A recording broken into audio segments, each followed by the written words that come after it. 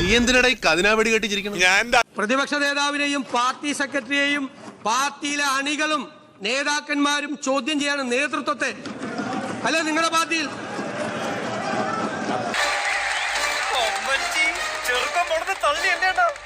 പക്ഷേ അതൊക്കെ വല്ലാത്തൊരു പൂതിയാണ് കേട്ടോ. ഇവിടെ ഞാനോ ഞങ്ങളോ ആദ്യമായിട്ട് നേരിടുന്നതല്ല. നല്ലോണം ചിരിക്കുന്നില്ലേ? ചിരിക്കുന്നവർ നല്ലോണം മനസ്സിലായിക്കോ. നിങ്ങൾ എല്ലാം പിന്താങ്ങിക്കൊണ്ടിരിക്കുന്ന വലതുപക്ഷ മാധ്യമങ്ങള് കൊത്തിക്കീറി വലിച്ചു നടക്കുകയായിരുന്നു. അന്നൊന്നും നമ്മളൊക്കെ നടന്നു പോയിട്ടില്ല കേട്ടാ. അതിനെല്ലാം നേരിട്ടുകൊണ്ട് തന്നെയാണ് ഇവിടെ നിൽക്കുന്നത്.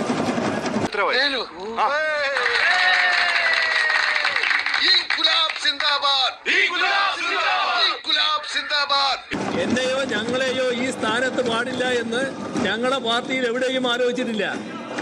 പറയുന്നു ഞാൻ കേട്ടിട്ടില്ലല്ലോ. അസൂയ കൊണ്ട് പലരും പറയാറില്ല, അതുകൊണ്ട് ഞാൻ സ്വയം പറയുന്നു. എല്ലാം ഈ നാട്ടിലെ വലതുപക്ഷ മാധ്യമങ്ങളുടെ സൃഷ്ടിയാണ്.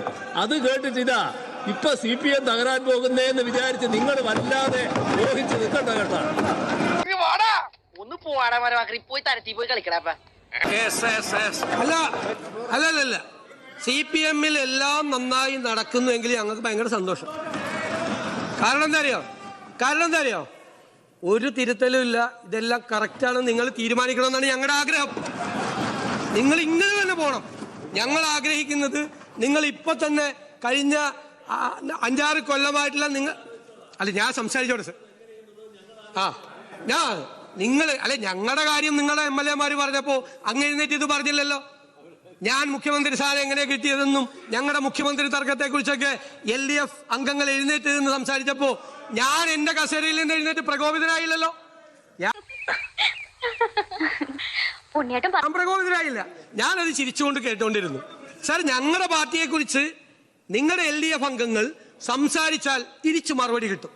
അത്രേ ഉള്ളൂ. വലിയ വട കൊടുത്ത് വലിയ വട വാങ്ങിച്ചു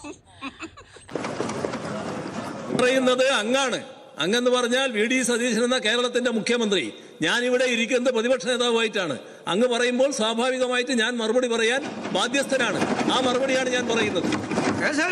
അയ്യോ അങ്ങനെ പറഞ്ഞൂടാ. പിന്നെ ഞാൻ എന്തിനു വന്ന? ഞാനത് അപ്പുറത്തുള്ള അംഗങ്ങൾ സംസാരിച്ചതിന്റെ മറുപടി പറയാനുള്ള ഉത്തരവാദിത്തം എനിക്കുണ്ട്.